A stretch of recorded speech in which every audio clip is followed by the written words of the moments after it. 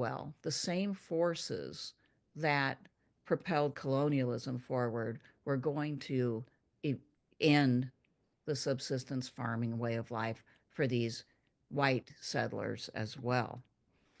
So, machinery, of course, is developing as people try to make a profit and compete. One of the imperatives of capitalism, the chief imperative, is the profit motive and the imperative of competition, right? In order to make a profit, you have to outcompete. In order to outcompete, you've got to organize your work differently to make it more efficient, and you have to use machinery and technology to the extent possible. And so the race was on to create farming machinery that could amplify the labor power of people and extract as much of whatever commodity or animal people were producing off of that land. So we had motorized tractors starting in the early 20th century. By the 1940s, they were getting a little bit more sophisticated, and with every change, they made things easier, but they also began to price out some of the farmers. And this pricing out, as the machinery got bigger and became more expensive, it was it, it was it was a force that many of these subsistence farmers could not withstand. I talked to farmers from, who were farming in the actually in the 40s and 50s, and they were saying that there was this get bigger, get out experience. They lost their farm, or they lost a part of their farm because they just could not compete with people who could afford to own this big equipment. Now we've reached a point where a lot of farmers that are left, they of course they're farming humongous commodity farms and renting their equipment because they can't, nobody can afford to buy it practically. That rental business in farm equipment started in the 60s and 70s, and of course it's very much the case now. So, every time technology improved, there were fewer farmers. And at the same time, we have escalating globalization. Uh, you know, these commodity crops that they were producing, much of them were for export.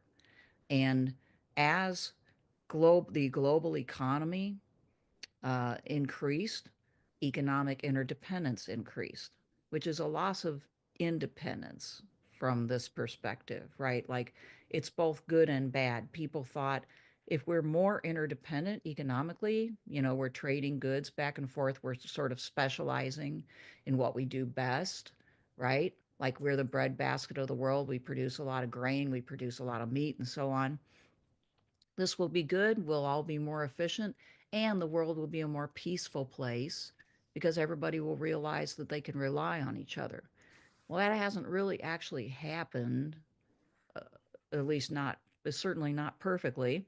Um, and we cannot at this point supply all of our own food, fuel, or technology. So the downside of globalization, among other things, is, well, it's cultural, but it's also um, you lose some of your independence. International corporations escaped national control and began to affect politics, not just in our country, but around the world, and sometimes dominating smaller countries that are resource rich but were unstable politically. In some countries, those international corporations really are the government. Post World War II, America became a military and economic superpower that attempted to make the world safe for U.S. business interests, and so extended its military power across the globe. Couple of points that I can just kind of make to try to describe how conscious that was, right? Is the Food for Peace program that emerged in the 1940s, um, through, I think it was inspired by this Ezra Taft Benson, Eisenhower Secretary of Agriculture. It might have, no, I think it was actually even before that. But it was this idea that we could take the excess production that we were experiencing because of sort of biggering our farming and all of our technological improvements, and we could turn it into this commodity crop soft power, taking our commodity grain and food and kind of using it as food aid around the world, damaging those countries' incentive and ability to provide that food for themselves. So it was a charitable, sort of sold as a charitable idea that we are making peaceful gestures, we are helping people out, we are, quote, feeding the world. But when you dump a lot of cheap commodities on a country, it has a tendency to shift its economic priorities as well. And so dependency began to be formed around this food for peace or food aid. Eisenhower's Secretary of State, Ezra Benson, encouraged subsistence farmers in the United States to do something else, to get out of business, to make way for this bigger uh, commodity farming system. um, Nixon's Secretary of Agriculture, Earl Butz, is famous for explicitly saying food is a weapon. It is one of the principal tools in our negotiating kit. In other words, once you get countries used to our trade, our goods, right, out competing their own farmers or supplying technology that makes industrial farming possible in their own country, you have leverage, you have power. So the message to farmers in the United States, as well as increasingly elsewhere in the world, in countries like India, is get big or get out. That isn't something actually either of these two fellows said. It's what farmers heard, though. You need to get big or get out. So this is a chart of what's happened to farmland in the United States. Okay. So you can see there was a peak of farms in around 1930. And of course, we had the Great Depression. So this is part of the reason for the fall off. But even it keeps falling and falling and falling and falling. And you get to 1970, it's kind of at its nadir, it gets a little bit lower here. But you can see this huge drop off here in the actual number of farms, okay? And you see at the same time this increase, quite rapid increase, in the number of acres per farm, meaning the farms are getting fewer and bigger, and that started in the 40s and 50s, okay? And you see that land and farms really hasn't increased all that much. As a matter of fact, it's decreased of late, okay? So it's not that we've put more land in farm, we've actually put less land in farms, but we're getting more out of that land and fewer people own it, right? Our farming has intensified due to our technologies. So we can get a lot, we can extract a lot of produce and stuff from our land, right? But we don't need as much. So we put a lot of that land into suburbs, okay? Now with this line here, you have people losing their farms and therefore their independent livelihoods. Boom. That's a huge loss. Okay. And it necessitated another mass migration. We have the mass migration happening out of rural areas into urban areas. And this is the red and the blue map. Okay. The red is primarily not urban. It's all those spaces that an awful lot of people have left to concentrate in cities where the jobs are. So the mass migration out of rural areas has fueled our political dynamic. There's definitely a big correlation between red and rural and blue and urban. In the chapter, I talk a little bit about how our entertainment industry tried to sort of cope with or help people cope with and conceptualize new aspirations, a new way of life when people were no longer able to or interested in farming as a way of sort of achieving self-sufficiency and independence. Um, the Leave It to Beaver Cleaver family is often thought of as this kind of nostalgic, feel good, wholesome, all American family that people look back on and somehow think, gosh, like, oh, I wish we were still like that. Men were men and women were women, and the whole family ran, quite that neat and tidy. However, if you look at those TV shows, and I watched quite a few, all right, and you really think about it, this is a weird family, okay? What I found out was that Ward Cleaver, the father in this family, in the show, not in real life, in the show, he is the son of a farmer. He left the farm behind and he aspired to he got a degree in philosophy and then he went into marketing. So he's a college graduate. They aspired to have their kids be college graduates too.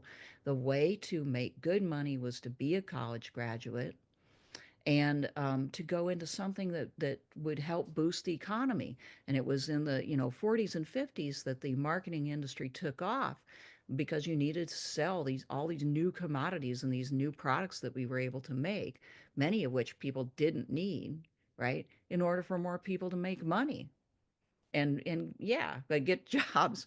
And June is this ultimate consumer.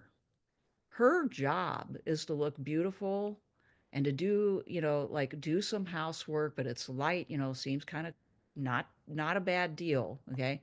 She just sort of purchases things and tries to make sure that her kids are clean and that they want to go to college. And the kids no longer really help out with the family. They mainly get into trouble and hijinks and have a good time.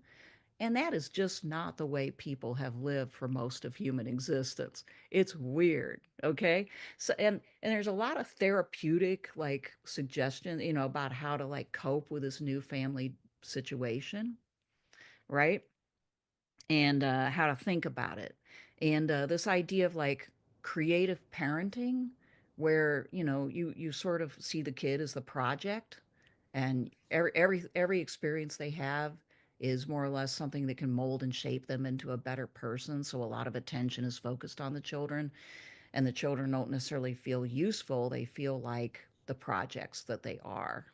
So I would just say, like, this is my first foray into writing about like a cultural phenomenon like Leave It to Beaver, but I enjoyed doing it, and I actually think that this is a pretty weird and revolutionary family that they're trying to sell to us. It's nuclear. They don't have like an extended family that can back them up. Um, 3 out of the four of these people don't work at all, and the fourth one works doing you know, some some stuff that's not necessary and he sits behind a desk. Okay. There's lots of money to be made in camels, as it turns out, right? So this whole industry develops of, selling things that aren't even good for us. And the classic example of that is, Madison Avenue's approach to cigarettes. And, that's a Don Draper from Mad Men, but, that show exemplifies how hard these people work at trying to sell cigarettes. Just as an example, you know, um, finding doctors to tell people that they're not only cool, but healthy, very healthy. They calm your nerves. He knew what he was doing. But you need to sell things, right? People need to make money. If they don't make money, see, the loss here from subsistence farming to Madison Avenue is you now absolutely need money to survive. You don't have the ability to provide those things for yourself. Okay, so, and as these new tractors and cars develop, these new modes of communication, of transport, um, fuel needs changed. The coal miners are another example of uh, these imperatives changing and then putting these people out of their livelihood, causing mass migrations. J.D. Vance's family was impacted by this, right? His book Hillbilly Elegy is about the aftermath of living in Appalachia and then the mass migration out of Appalachia. The mass migration took place between 1910 and 1960 as coal mining as chief livelihood continued to decrease. Millions of people left states like Tennessee, Kentucky, Virginia, and the Carolinas, and West Virginia for economic reasons, landing in cities to do things like auto manufacturing. So they ended up in cities like Detroit and Chicago, Cleveland, and Cincinnati, following the money. The money wasn't to be had where they were. They weren't making as much money. So they moved. And now things seem okay for a while. Okay. But everything changes because the imperative is to make money and this isn't a fault of business owners or even corporations. It is an absolute imperative. It is make money or go out of business. And to do that, they have to compete. So they're always looking for ways to cut down on their labor costs, right? And so they fought with the unions as the unions developed to try to reduce union power. And one of the ways that they reduced union power for sure is through automation and through sending manufacturing overseas. So so much of a car is now made with robots, right? And auto manufacturing declined as far as jobs goes. Um, and I think this is from Detroit, but in a lot of these cities, they're just littered with these abandoned factories and warehouses from previously booming areas of these cities. That's also caused a mass migration. Okay, now this migration is maybe a little bit more mental than it is physical because where are these people going to go, right? Now they're in jobs that don't pay as well, don't feel as secure as the high days of the factory job when multiple generations could kind of be guaranteed like they were for a while in areas like coal mining, right? Of at least being able to make a living. Now our working class, a lot of them are in service and technology jobs, and there's no promise of long-term job stability in those jobs, and there's often low pay. And technology jobs, which a lot of people laud as kind of like the solution, like that's the latest thing that everybody wants their kids to go into. But technology is, in some ways, the worst place for dislocation and disembedding and disruption because it is constantly changing and automating. So we live with an incredible history of dislocation and trauma and constant jolts of change that have left people unable to like fall back on. What do they fall back on most of the time? Most times we don't have our extended family. We don't really even have a concept of that in a lot of cases. And even our nuclear family may be split up, seeking work, or just unable to get along, right? Dealing with the pressures of life. We I think we deeply feel insecure for good reasons. We are deeply insecure. This is our situation. And I don't think human beings were made and geared to deal with this level of change, as cool